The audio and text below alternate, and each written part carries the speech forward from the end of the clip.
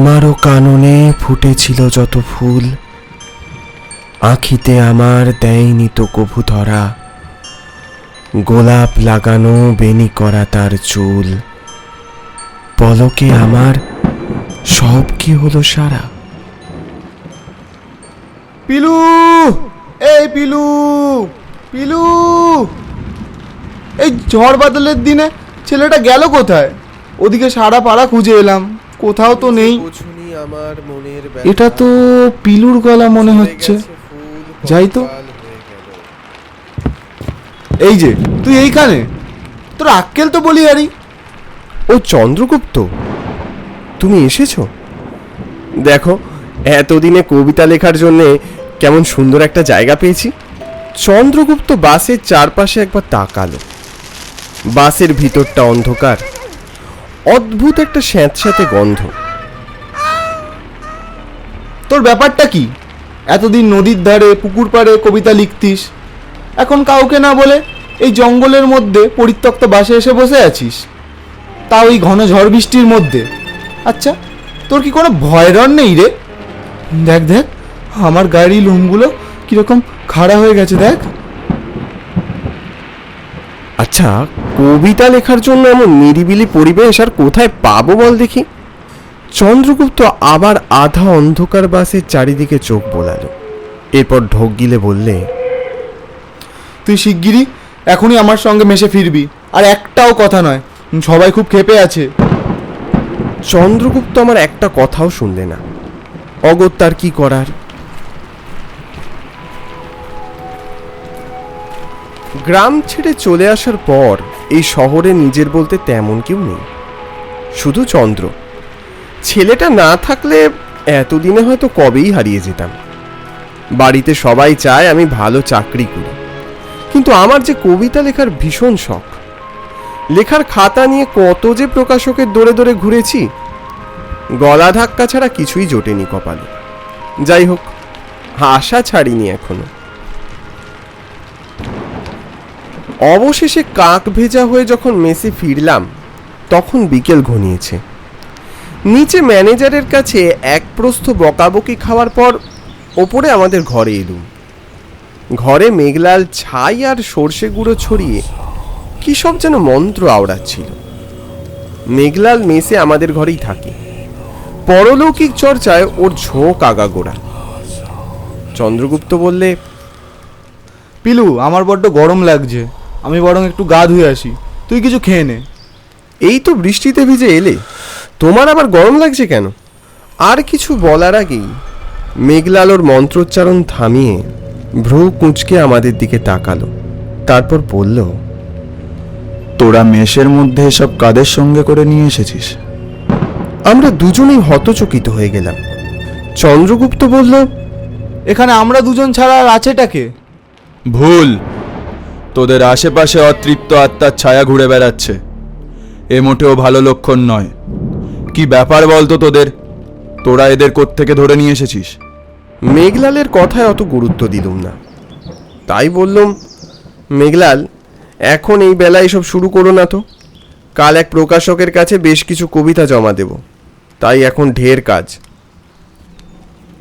মেঘলাল আমাদের এই আচরণে খানিকটা বিরক্তই হলো। কি সব বিড়বিড় করতে করতে ঘর ছেড়ে চলে গেল। যে চারটা বুঝে নিক, সময় এলে সবাই সবটা টের পাবে।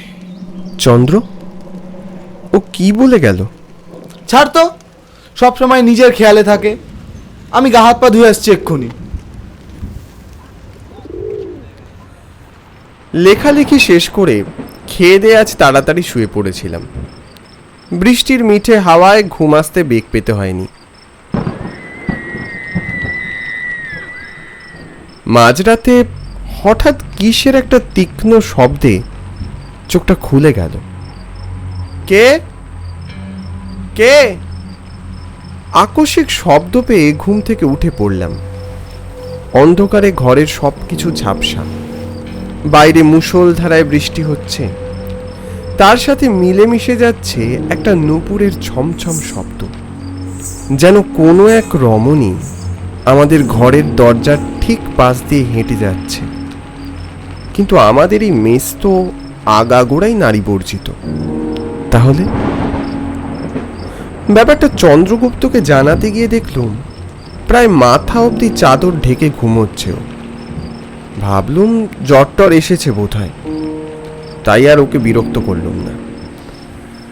রাতে ঘুমটা ভেঙে গেলে আমার আর ঘুম আসতে চায় না, তাই ভাবলুম ব্যালকনি থেকে একটু পায়চারি করে আসি। ব্যালকনির দরজা খুলতেই বৃষ্টির দমকা হাওয়া মুখে এসে ঝাপটা দিল।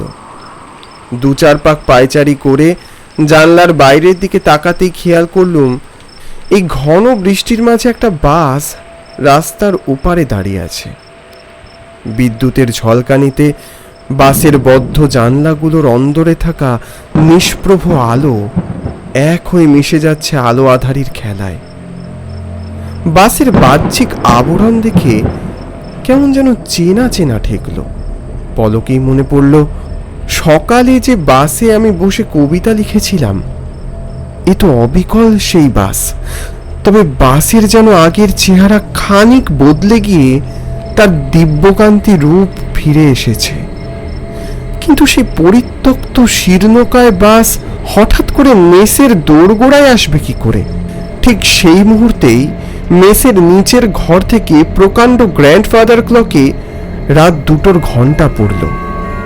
আমার কানের পাশ থেকে সেই নূপুরের শব্দটা যেন খুব দ্রুত বেগে মিলিয়ে যেতেই অস্বস্তিটা আরও যেন ঘনীভূত হতে শুরু করলো। আর একা ব্যালকনিতে দাঁড়িয়ে থাকার মতো সাহস হলো না আমার। মনে হলো এসব কিছু চন্দ্রগুপ্তকে এক্ষুনি বলা প্রয়োজন। ঘরে ঢুকে বুকের ভিতরটা ধক করে উঠল। চন্দ্রগুপ্তের খাট খালি, চাদরটা এলোমেলো অবিন্যস্ত হয়ে পড়ে আছে, যেন তাড়াহুড়ো করে উঠে গেছে ও। চারপাশে চোখ বোলালুম, কোথাও দেখতে পেলুম না ওকে। ঠিক সেই সময় বাথরুমের ভিতর থেকে জল পড়ার একটানা শব্দ ভেসে এলো। বাথরুমের দিকে এগোতেই দরজার নিচে সরু ফাঁক দিয়ে ফ্যাকাশে হলদেটে একটা আলো বেরিয়ে আসতে দেখলুম। অথচ এই মেসের বাথরুমে তো এমন আলো কখনো জ্বলে না। সাদা একটা বাল্ব আছে বটে। আমি দরজার সামনে দাঁড়িয়ে বললুম, এত রাতে আবার স্নান করছিস নাকি? ঠান্ডা লেগে যাবে তো। ভিতর থেকে কোনো উত্তর এলো না, শুধু জল পড়ার শব্দ। চন্দ্রগুপ্ত, চন্দ্রগুপ্ত! ঠিক তখনই কলঘরের দরজাটা থরথর করে কাঁপতে শুরু করলো, আর তার সঙ্গে কর্কশ সুরে একটা মেয়েলি কণ্ঠে আমারই লেখা কবিতার লাইনগুলো ভেসে এলো। আমার কাননে ফুটেছিল যত ফুল, আখিতে তোমার দেয়নি তো কবু ধরা। গোলাপ লাগানো বেনি করা মোর চুল, পলকে তোমার সব কি হলো সারা। গলার স্বর থেমে গেল, নিস্তব্ধতা নেমে এলো চারিদিকে। আমার গলা শুকিয়ে কাঠ হয়ে গেল। ভিতর থেকে মেয়েলি গলার বিকৃত হাসির শব্দ আমাকে চমকে দিল।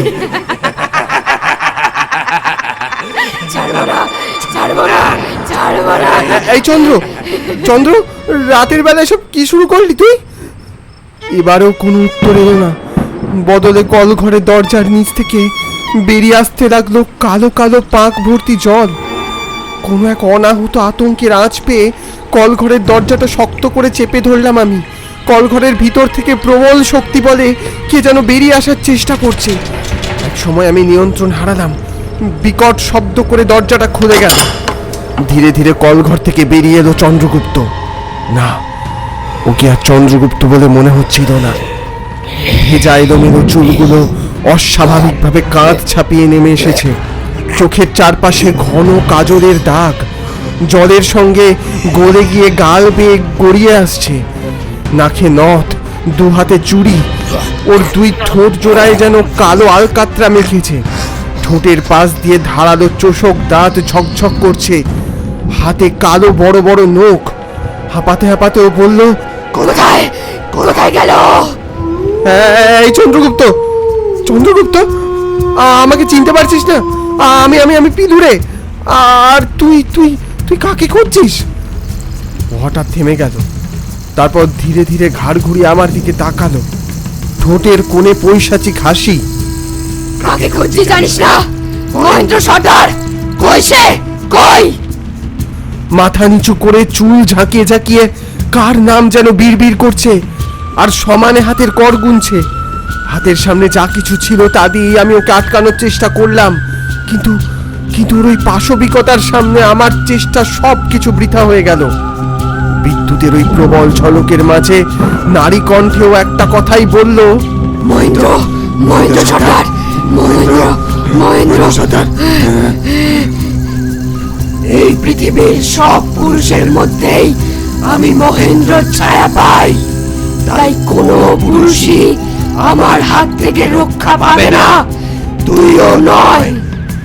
বলি চন্দ্রগুপ্ত বিভৎস চেহারা এগিয়ে এলো আমার দিকে। আমি চিৎকার করে উঠলাম, বাঁচাও, বাঁচাও, আমাকে বাঁচাও, বাঁচাও। ঠিক সেই সময় এক মুঠো হলুদ মাখা চাল আর শ্মশানের ছাই ছিটকে এসে পড়ল মেঝেতে। চন্দ্রগুপ্ত চিৎকার করে পিছনের দিকে সরে গেল। ঘরের ভিতরে মন্ত্রোচ্চারণ করতে করতে প্রবেশ করলো মেঘলাল। চন্দ্রগুপ্ত কোনো উত্তর দিল না, সমানে ওর মাথা নাড়াচ্ছিল। বল, বল কে তুই? কোথা থেকে এসেছিস? কি চাস তুই? চন্দ্রগুপ্ত কোনো উত্তর দিল না, সমানে ওর মাথা নাড়াচ্ছিল। তোর উদ্দেশ্য কি? কি জন্য এসেছিস? চন্দ্রগুপ্ত প্রথমে কিছু বলল না, তারপর ধীরে ধীরে মাথা তুলে তাকালো, কিন্তু সেটা আর চন্দ্রগুপ্তর দৃষ্টি নয়। একটা অপরিচিত নারীর করুণ অথচ হিংস্র চোখ। ফিসফিস করে বলল, মহেন্দ্রকে খুঁজে দে। কে মহেন্দ্র? কোথা থেকে এসেছিস তুই? ও কিছু বলল না। আমি কাউকে কিছু বলবো না, শুধু মহেন্দ্রকে চাই। আমি আমি প্রতিশোধ নেব। মহেন্দ্র এখানে নেই, তুই এখান থেকে চলে যা। এই কথা শুনেই ওর মুখের অভিব্যক্তি মুহূর্তে বদলে গেল। চোখ দুটো রক্তবর্ণ, ঘরের বাতাস যেন হিম শীতল হয়ে গেল। চলে যাব।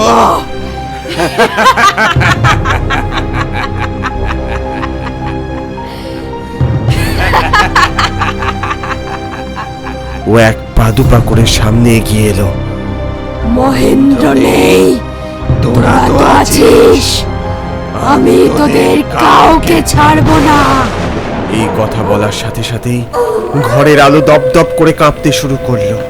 ঘরের জানলাগুলো বেসামাল গতিতে দুলতে শুরু করলো। এখনই শান্ত হ, নয়তো তোর কপালে অনেক দুঃখ আছে। বলেই মেঘলাল ঝুলি থেকে কি একটা ধাতব পাত্রের মতো বের করলো। তারপর খুব জোরে মন্ত্রোচ্চারণ করতে করতে ছুঁড়ে দিল ওর গায়ে। গায়ে পড়া মাত্রই চন্দ্রগুপ্ত মুহূর্তে কুঁকড়ে ছোট হয়ে ছটফট করতে শুরু করলো। বলছি, আমি বন্যি লেখা, এখন ওই বাসটায় থাকি। আমি ওই বাসে করে যাচ্ছিলাম মহেন্দ্রর সঙ্গে দেখা করতে। ওকে ওকে আমি ভালোবাসতাম, কিন্তু ও আমাকে ঠকিয়ে একটা অন্য মেয়ের সঙ্গে পালিয়ে গেল। ওকে আমি ছাড়বো না, কিছুতেই না। আমি দেখলাম মেঘলাল দ্রুত নিজের ঝোলা থেকে একটা শিশি আর শ্মশানের ছাই মিশিয়ে শিশিটার গায়ে মন্ত্র পড়তে পড়তে বৃত্ত আঁকতে শুরু করলো। চন্দ্রগুপ্ত শরীরটা কেঁপে উঠল, ওর গলা দিয়ে গোঙানির মতো শব্দ বেরোতে লাগলো। না না না না, আমাকে আটকে রাখতে পারবি না, পারবি না। পর মুহূর্তে চন্দ্রগুপ্তের বুকের মাঝখান থেকে কালচে ছায়ার মতো কিছু একটা বেরিয়ে এসে শিশির ভিতরে প্রবেশ করতেই মেঘলাল শিশির ঢাকনা বন্ধ করে দিল। সঙ্গে সঙ্গে চন্দ্রগুপ্ত এলিয়ে পড়ল মেঝেতে। মেঘলাল কপালের ঘাম মুছতে মুছতে বলল, বলেছিলাম না তোরা মেশে আত্মা নিয়ে এসেছিস? এটা কেবল শুরু। এতক্ষণে আমার মেঘলালের কথায় বিন্দু বিন্দু বিশ্বাস জন্মালো। এবার এবার কি হবে মেঘলাল? যতক্ষণ ওই বাসটা আছে একের পর এক অতৃপ্ত আত্মা এই মেশে ঢুকে পড়বে। এই বাসটাকে যত তাড়াতাড়ি সম্ভব এখান থেকে সরাতেই হবে। আর দেরি করলাম না। অন্ধকার ভোরে মেঘলাল আর আমি মিলে ওই পরিত্যক্ত বাসটাকে প্রাণপণে ঠেলতে শুরু করলাম। আমি আর মেঘলাল মিলে বাসটাকে প্রাণপণে ঠেলতে ঠেলতে সেই বট গাছের ছায়ার নিচে নিয়ে গেলাম। উফ, বাসটাকে দেখে যতটা ঝরঝরে মনে হয়েছিল, ফেলতে কি একটু মনে হলো না? আবার মেসের দোরগোড়ায় পৌঁছতেই চমকে উঠলাম। ঠিক যেখানে বাসটা ছিল সেখানেই আবার ওটা ফিরে এসেছে।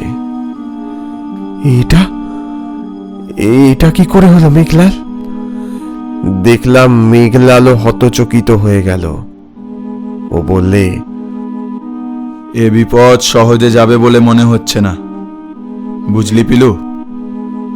মানে কি বলছো মেঘলাল? এই বাসটা জায়গা বদলায় না, জায়গাকে নিজের কাছে টেনে আনে। এ প্রেত লোকের বাস। চল এখন ঘরে চল। কথাটা বলেই আমরা দৌড়ে ঘরে ঢুকলাম।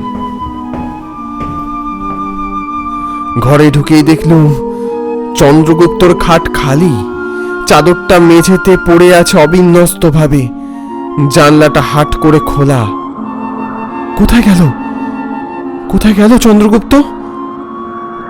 এখানে ওই নারীর আত্মা ছাড়াও আরো অনেক আত্মা আছে। ওরা আমাদের বিপদে ফেলার চেষ্টা করবে। আমাদের আরো সতর্ক হতে হবে, বুঝলি? সতর্ক হব?